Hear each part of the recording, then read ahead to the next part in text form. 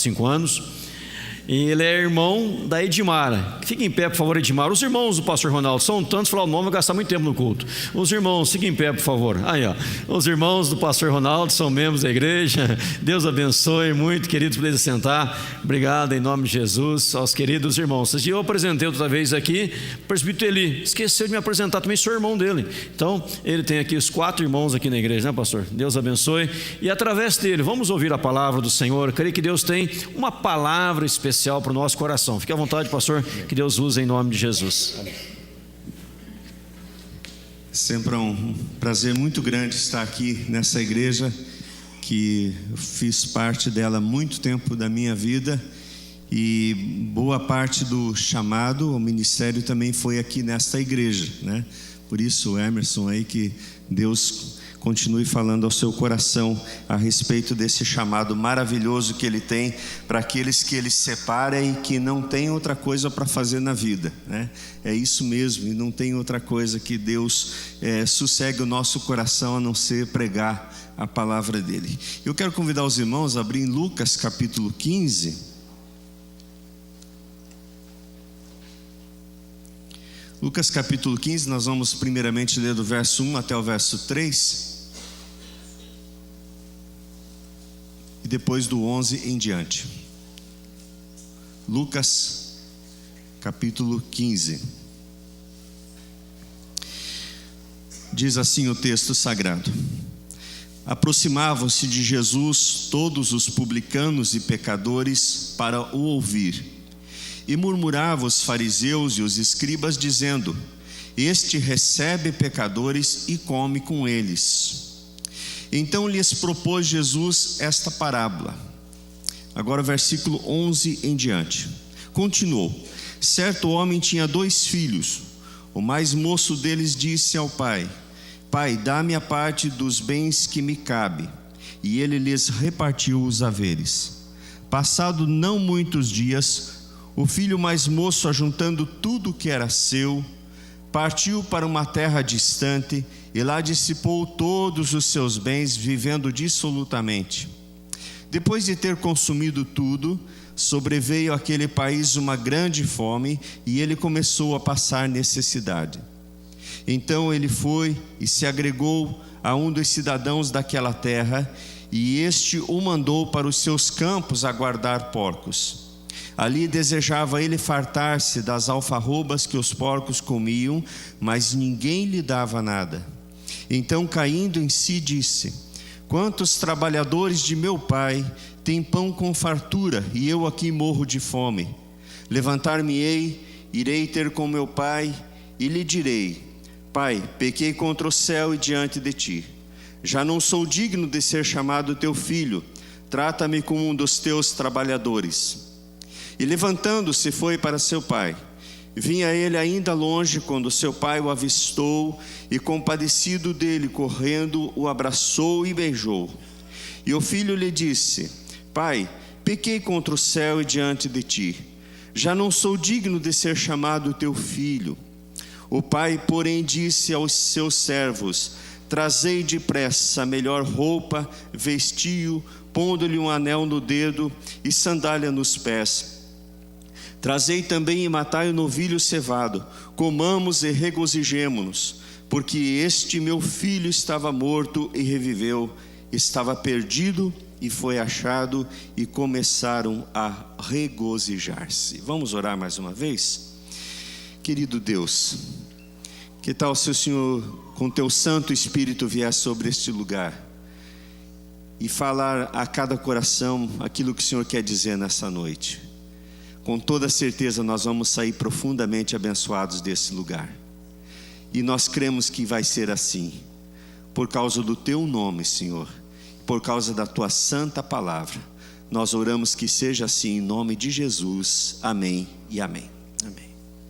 Irmãos, não somente esta parábola bem conhecida, parábola chamada de parábola do filho pródigo, mas as demais parábolas que estão antes dessa que a gente leu a partir do verso 11, São parábolas que nasceram no coração de Jesus, parábola tanto aí da ovelha perdida quanto das dracmas perdidas, nasceu exatamente por causa do verso 1, 2 e 3, quando o texto diz assim que muitos pecadores e publicanos se aproximavam de Jesus para ouvir-lhe os ensinos. Gente que estava sedenta de ouvir a palavra de Deus, queria realmente uma transformação de vida, não suportava mais viver daquela maneira, daquele modo, se achegava a Jesus para ouvir-lhe os ensinos.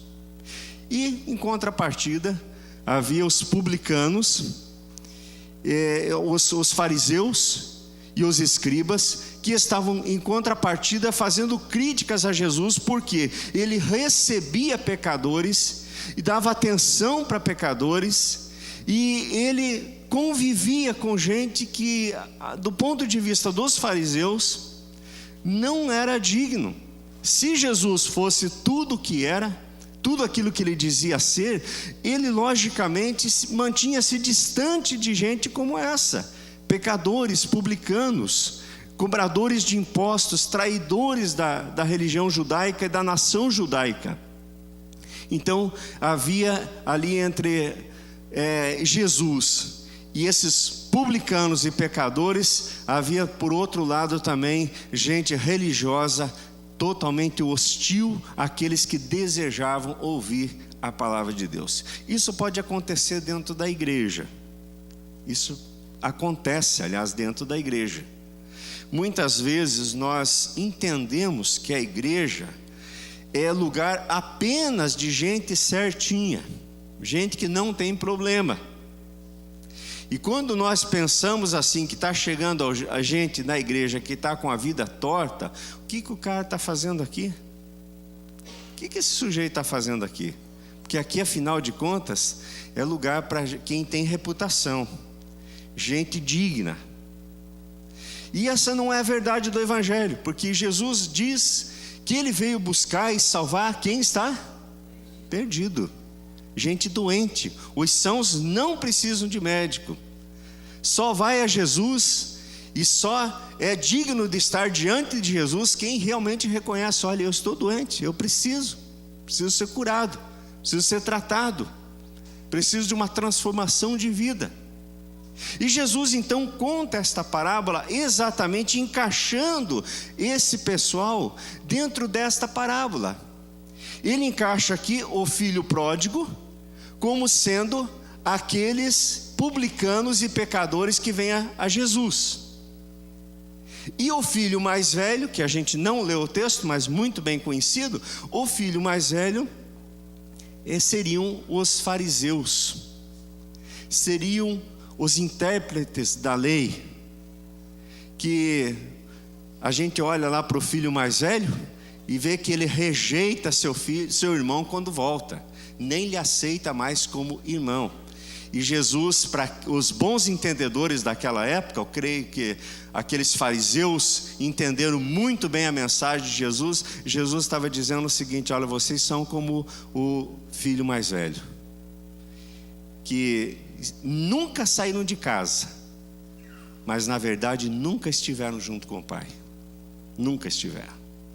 Isso incomoda um pouco, porque é possível que nós estejamos dentro da igreja, nunca tenhamos saído dela, mas é possível que estejamos longe de Deus.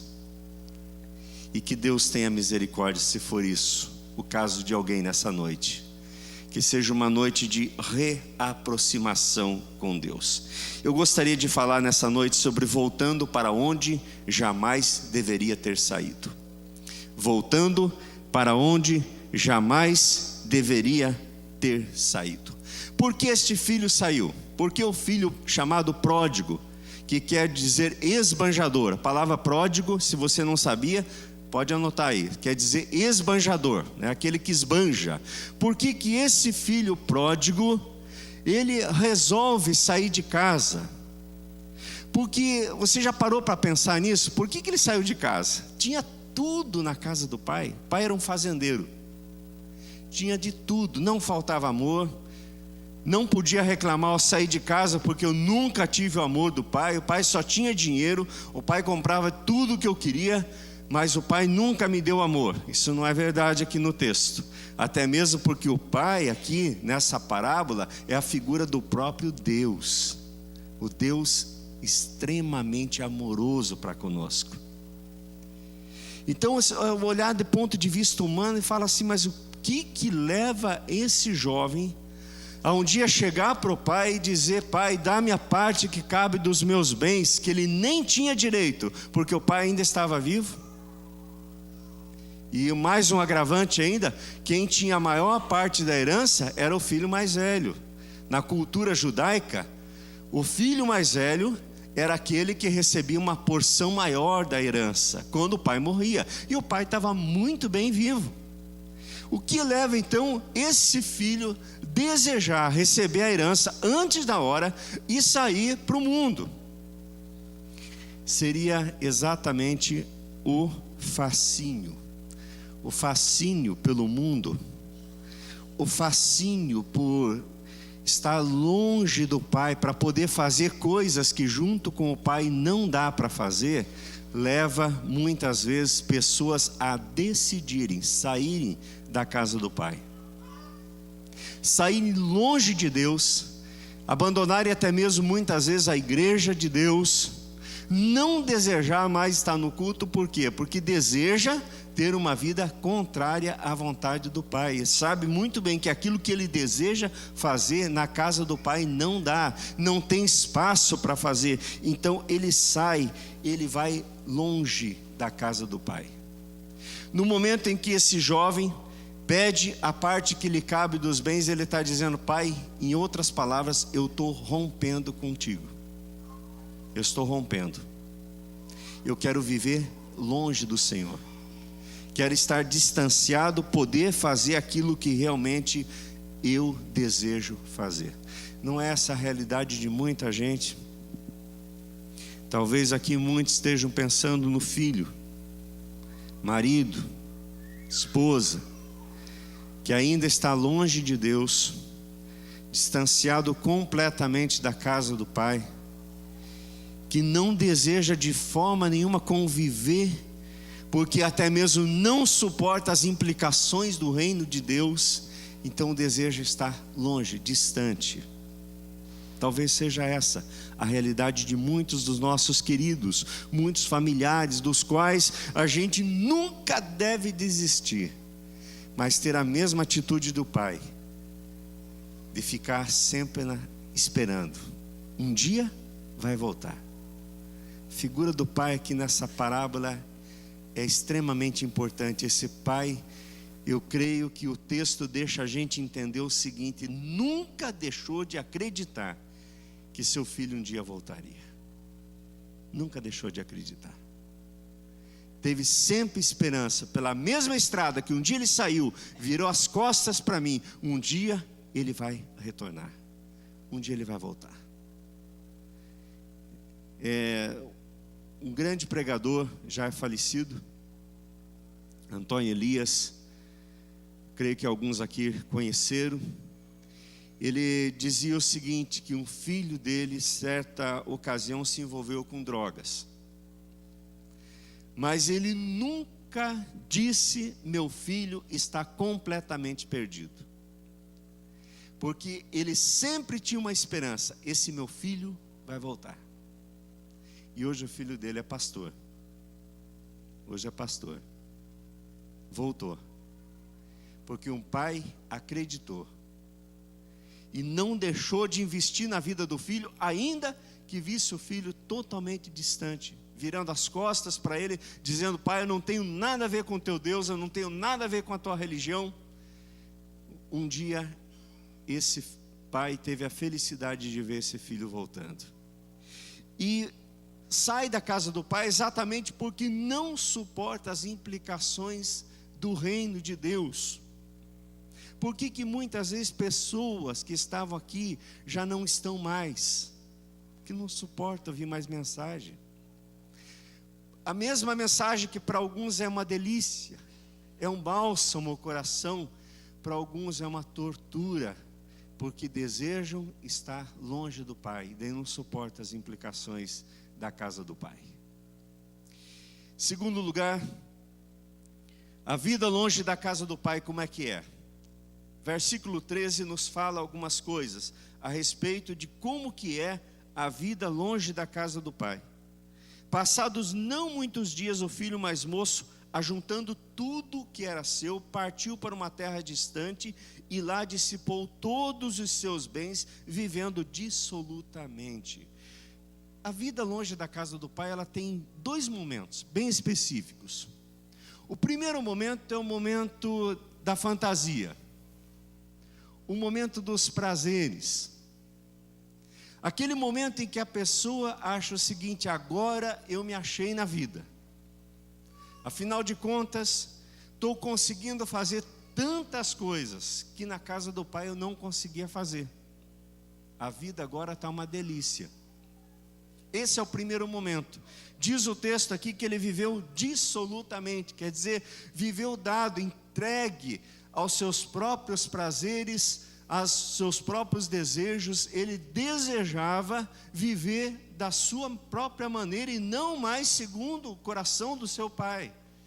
Então esse momento é uma delícia, e parece que não é só a experiência do filho pródigo. Você pega lá Eclesiastes capítulo 2, você vai ver que Salomão também teve essa experiência.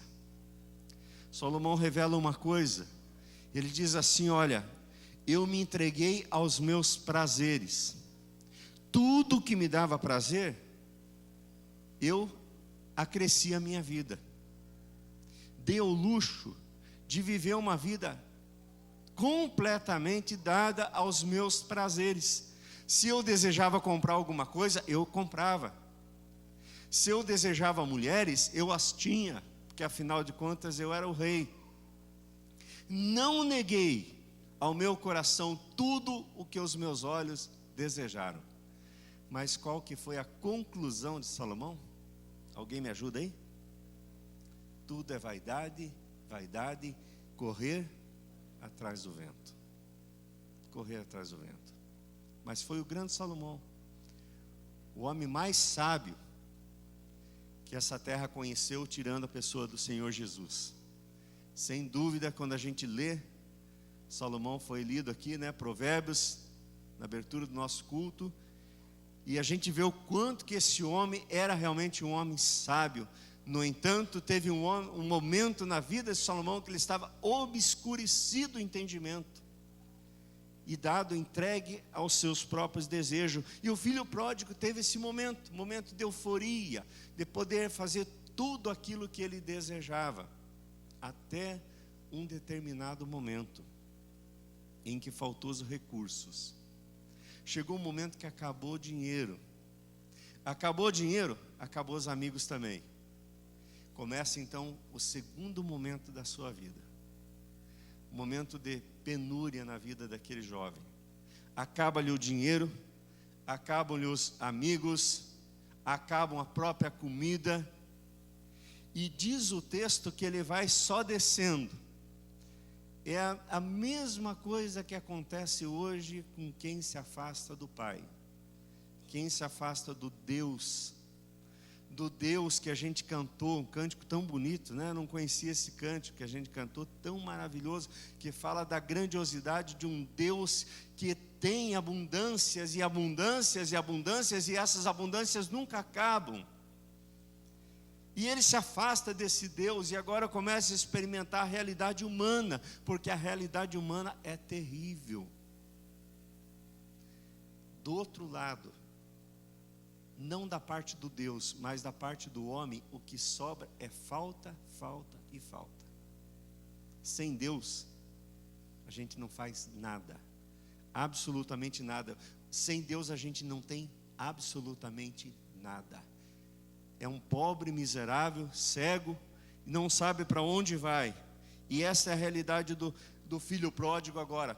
Chega a tal ponto que ele desejava alimentar-se das comidas dos porcos. Agora eu quero que você pense bem. Hoje, o que os porcos comem, eu acho que até dá para o ser humano encarar, né? Você vai aí num chiqueirão aí desses modernos de hoje, e você vê o alimento dos porcos, o que que é? É ração balanceada, né? Aquilo tudo bem equilibrado. Olha, em última instância, se for para mim morrer de fome, então que vá essa, né? Até que não é grande prejuízo não. Naquela época, o que porcos comiam era uma lavagem, alfarrobas, era uma planta, dava um tipo de nessa planta dava um tipo de fruto, que era feito um caldo chamado lavagem, e o porco comia aquilo. Mas o pior de tudo é que o jovem desejava comer daquilo, e até isso lhe era negado. O dono da pocilga lá não deixava. Olha, comida de porco, você não vai comer não, rapaz. Você já pensou como é que fica a situação do ser humano assim? Longe da casa do Pai? Lhe é negado até mesmo aquilo que é atribuído a animais.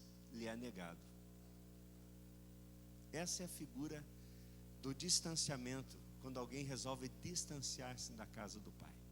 Não sobra absolutamente nada de bom. E de certa forma, todos nós nos distanciamos da casa do Pai. A Bíblia diz isso. Fiquei muito contente hoje de manhã, o pastor já anunciou aqui, e hoje à noite também, que estão estudando na quarta-feira a carta aos Romanos. Você que não participa, venha. Porque estudar a carta de Romanos é saber realmente muita coisa consistente à fé cristã. E a carta de Romanos é uma das cartas que mostra a situação do homem longe de Deus. Diz que todos se extraviaram, todos se fizeram inúteis. Não há quem busque a Deus, não há quem entenda a Deus. E é generalizado, aconteceu com todos isso. Então a situação do homem longe de Deus é um verdadeiro caos. O homem longe de Deus é menos que nada. É absolutamente zero. Ele não consegue ter discernimento da vida. Ele não consegue saber realmente o rumo. Precisa acontecer um milagre na vida do ser humano para que ele comece a entender a Deus. E esse jovem agora está sentindo assim, longe da casa do Pai, afastado das bênçãos da casa do Pai. E lá naquela situação, ele começa a ter uma reviravolta na sua vida. Tem principalmente mães e pais que na angústia de ver os seus filhos longe de Deus, muitas vezes fazem uma oração completamente errada. Deus, abençoe muito meu filho, lá onde ele estiver. Sabe que o filho está longe de Deus. Sabe que o filho virou as costas para o pai. E faz uma oração desta maneira: se você ama o teu filho, faça diferente. Pai, eu entrego a vida do meu filho nas tuas mãos, faça dele o que o Senhor quiser, mas traga de volta. Porque abençoando ele lá onde ele está, desse jeito, ele nunca vai voltar. E esse pai poderia muito bem sair correndo da sua casa, acudir seu filho, mas ele fica lá esperando, porque não é o momento de abraçar, não é o momento. Precisava acontecer algumas coisas extraordinárias na vida daquele filho, até que realmente ele voltasse para a casa do pai. E chega este grande dia. Versículo 17, gostaria que todos lessem juntos o verso 17.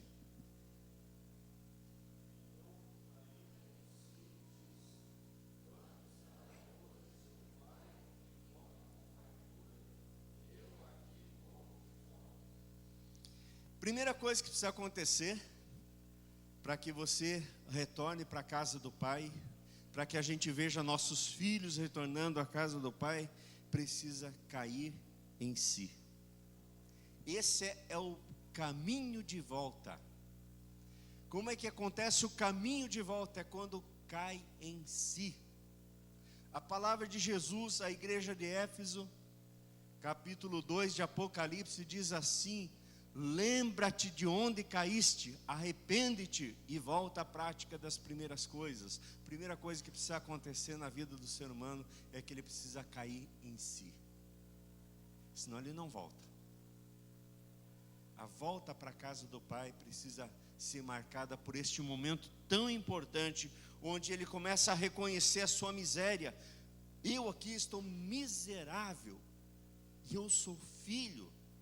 Quantos trabalhadores de meu pai têm o melhor do meu pai, tem pão com fartura, e eu aqui estou morrendo de fome. Ah, como é bom quando a gente começa a sentir saudade da casa do Pai. Talvez seja a experiência de muitos aqui, porque a minha experiência foi exatamente aqui nesta igreja, que foi o meu retorno para Deus. Num tempo de tão distanciamento de Deus, tão longe de Deus. Estava aqui, vim aqui aos domingos de manhã. Que quem conheceu a minha mãe sabe muito bem quanto que ela era uma crente dedicada aqui nessa igreja. E eu pensava o seguinte: eu não posso decepcionar essa velhinha, não posso. E eu vinha para a igreja, mas o coração completamente longe, distante de Deus. E talvez seja essa a realidade de alguns. Estão vindo, mas estão longe, coração completamente distante, precisam cair em si. E o momento em que ele cai em si, o que ele diz? Levantar-me-ei. Eu vou sair dessa situação de alguém que está prostrado. O retorno para a casa do Pai requer que nós nos levantemos da onde a gente está, comece a caminhar num sentido diferente da vida, comece a enxergar a vida de forma diferente, comece a ver a vida como esperança.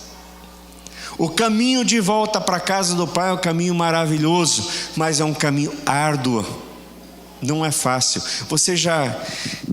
Provavelmente já aconteceu com você. Você estava viajando, entrou por uma encruzilhada e você andou aí 50 quilômetros, depois se descobriu o seguinte: olha, peguei o caminho errado lá atrás. Mas é tão frustrante esse caminho de retorno, né?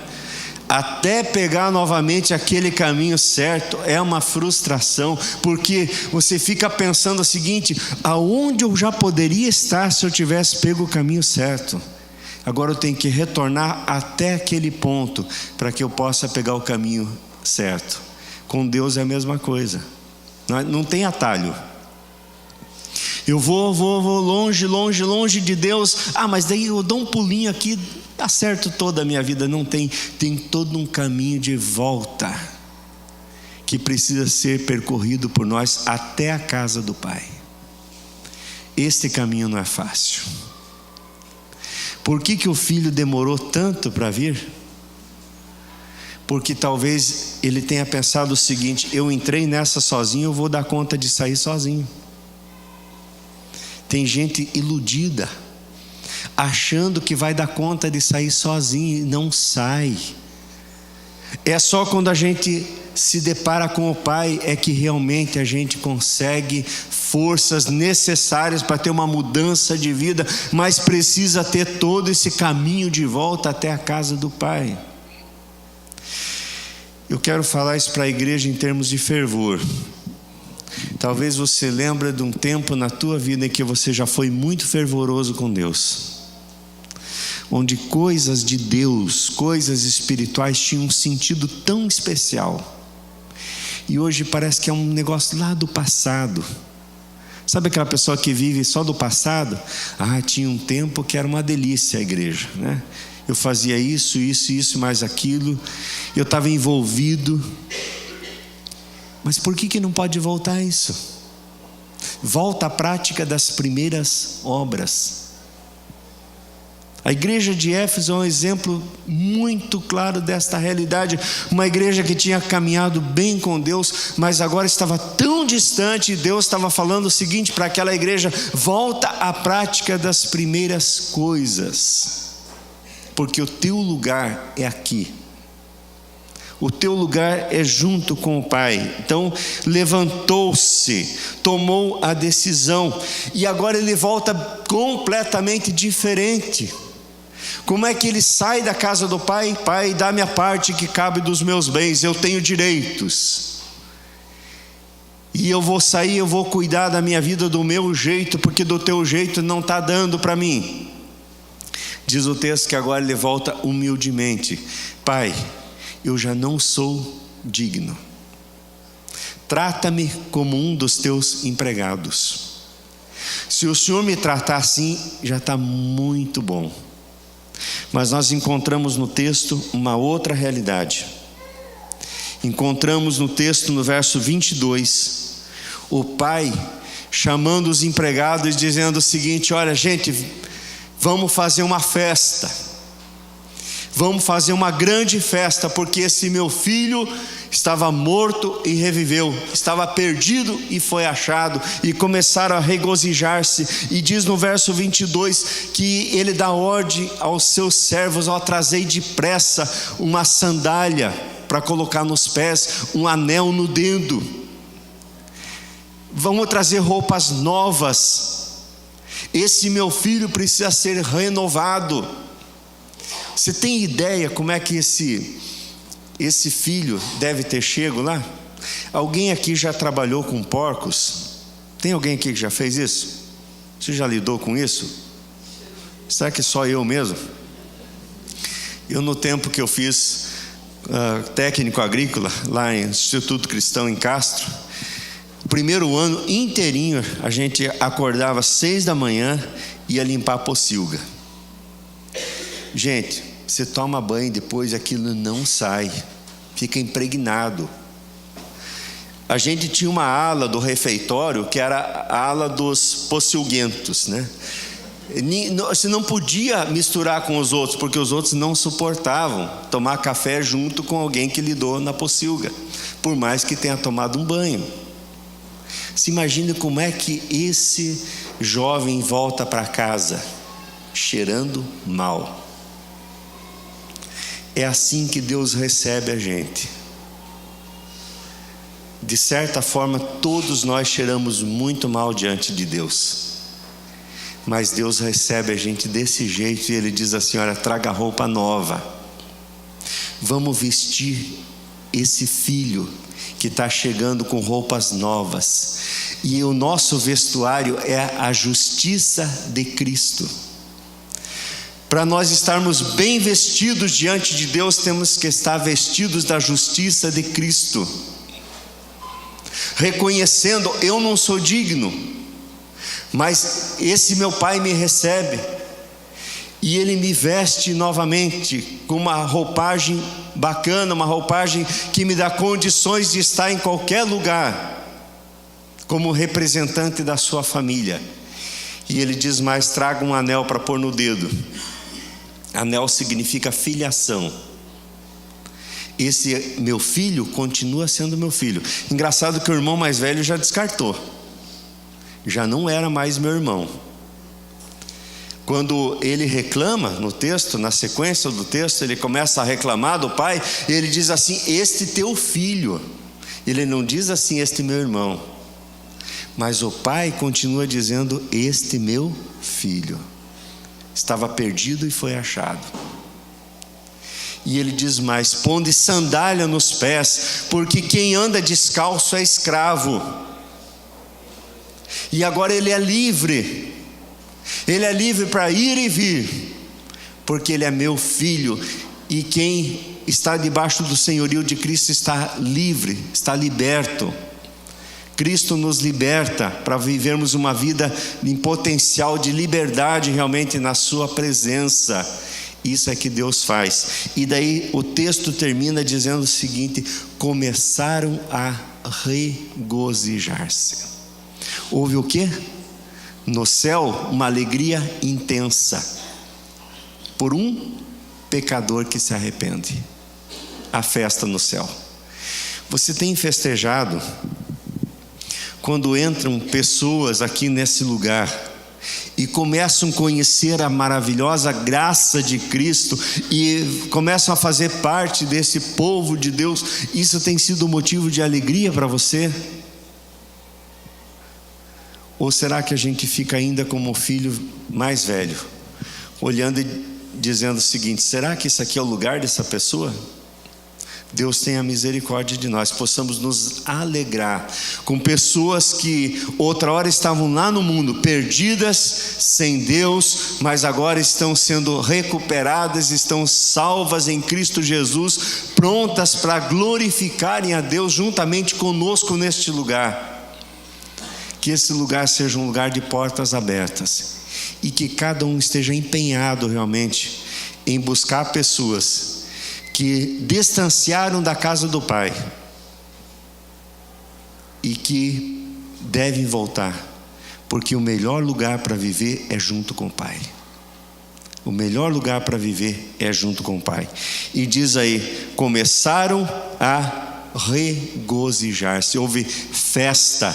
Há festa no céu e deve haver festa na igreja, deve haver festa na família. Quando um pecador se arrepende, quando alguém volta ao caminho de Deus, deve ser motivo de grande festa na nossa vida, na nossa casa, na nossa igreja. Que Deus assim nos abençoe. Amém? Vamos ficar de pé, irmãos?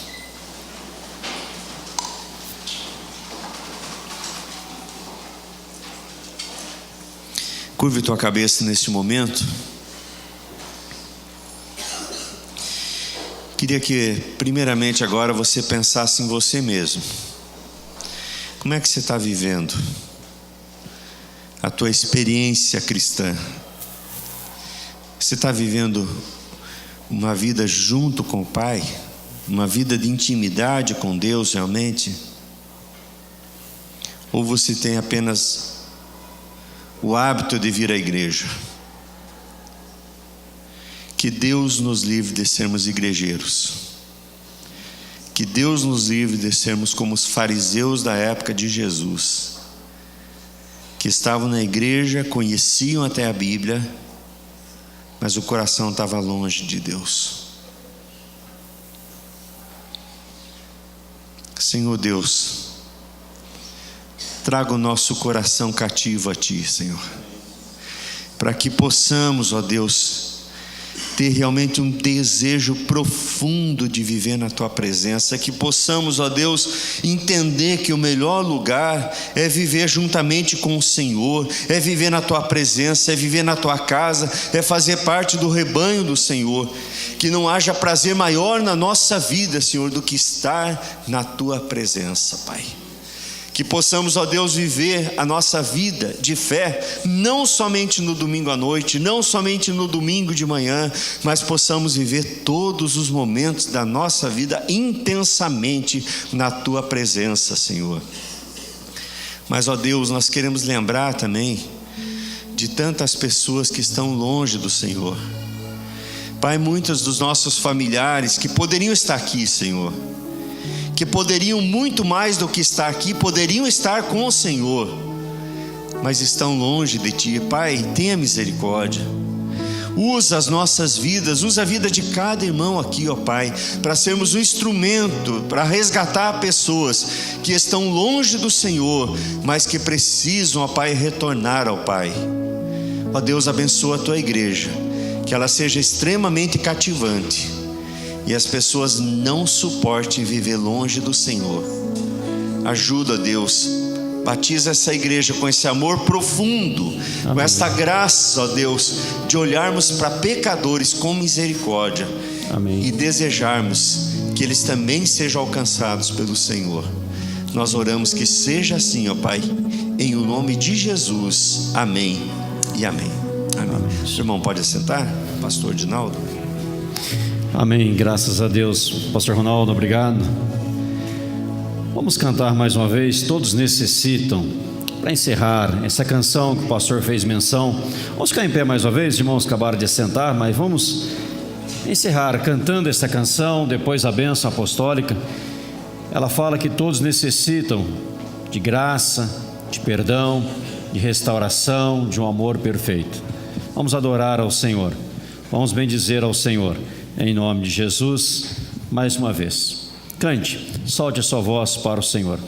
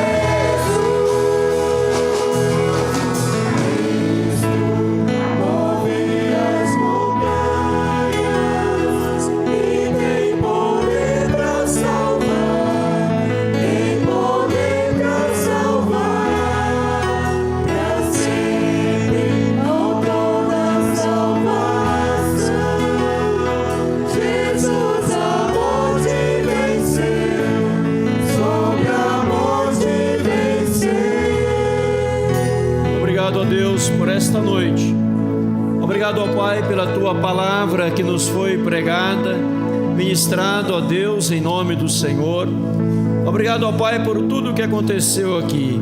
Continua abençoando Teu servo, Pastor Ronaldo, a sua esposa, sua família toda, ó Deus, em nome do Senhor, o seu ministério, sempre derramando graça e unção poderosa que vem do alto, em nome de Jesus.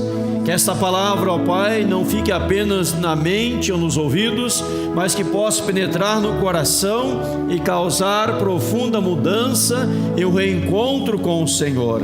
Cada um possa entender que de fato e verdade, uma vida longe do Senhor, a pessoa só desce, só vai regredindo cada vez mais, mas quando volta para o Senhor, a coisa inverte em nome de Jesus e começa a crescer e ser abençoado por Ti.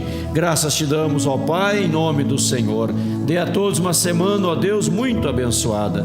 Eu lhe peço em Cristo e por Cristo Jesus. E agora, amados, que a graça de nosso Senhor e Salvador Jesus Cristo, maravilhoso e eterno amor de Deus nosso Pai, a comunhão e as consolações do Espírito Santo repousem sobre cada um dos amados irmãos, hoje, agora e para sempre, em nome de Jesus.